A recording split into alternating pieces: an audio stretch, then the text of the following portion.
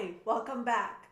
In the last two videos, I shared my journey of working with Muslims and discussed the importance of cultural competency in your service delivery.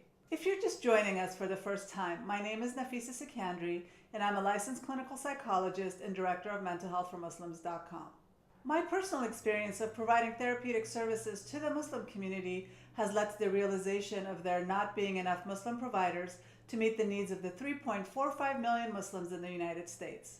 This realization has led to the training of hundreds of non-Muslim professionals from various backgrounds such as mental health, education, medical, and interfaith religious groups. If you haven't had a chance to watch the previous two videos, I encourage you to click on the links below and go watch those videos and then come back to watch this video, which is all about how to improve your service delivery with Muslims. I want to start off by thanking everyone who has commented and asked questions in the last two videos. I made sure to answer a lot of the questions, but keep those comments and questions coming. I've been working closely with Muslims since 2001 and started my website back in 2009 to educate the Muslim community about mental disorders. My biggest goal at the time was to reduce the social stigma related to therapy. At the time, despite many Muslims struggling with depression and anxiety, they were not seeking therapy for their illnesses. I know this because many would complain to family members or friends, but when referred to therapy, they just wouldn't go. My experience working with Muslims since 2001 has enlightened me about what the community struggles with. I've also learned so much about what's important to know when working with Muslims and what to avoid in my interaction with Muslims.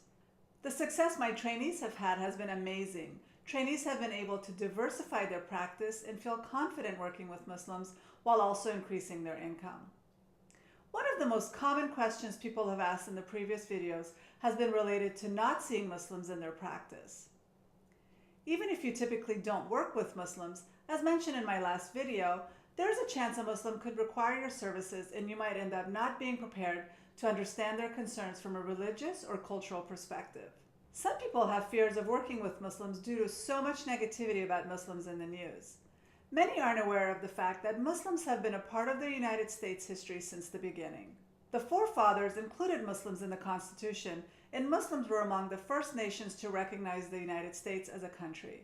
By gaining a deeper understanding about the religious and cultural practices of Muslims, you can feel comfortable and confident in your service delivery with Muslims. You can expand your practice and be one of the few non-Muslim practitioners to be certified to work with Muslims.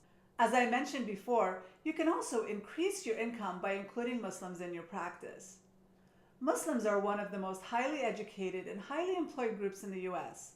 Including Muslims in your service delivery makes good financial sense. It's been amazing sharing this information and seeing the excitement and results from the videos. That's why I put together this training program. In my next video, I will discuss the details of the upcoming masterclass training video that has been 4 years in the making. It's the most detailed and comprehensive training I have done so far and addresses the most commonly asked questions about working with Muslims. The goal of the training is to empower you to feel confident in your service delivery by teaching you all there is to know about working with Muslims in a culturally competent manner. I'll be opening the class next week, so be on the lookout for emails related to the training. The training offer will be available for a limited time, so make sure to look out for upcoming emails in your inbox. I don't want you to miss this opportunity. In the meantime, please write your questions or comments in the comments section. And please share this video on your social media or email list and forward to those you think might find this information useful. Check your email and stay tuned for the next video.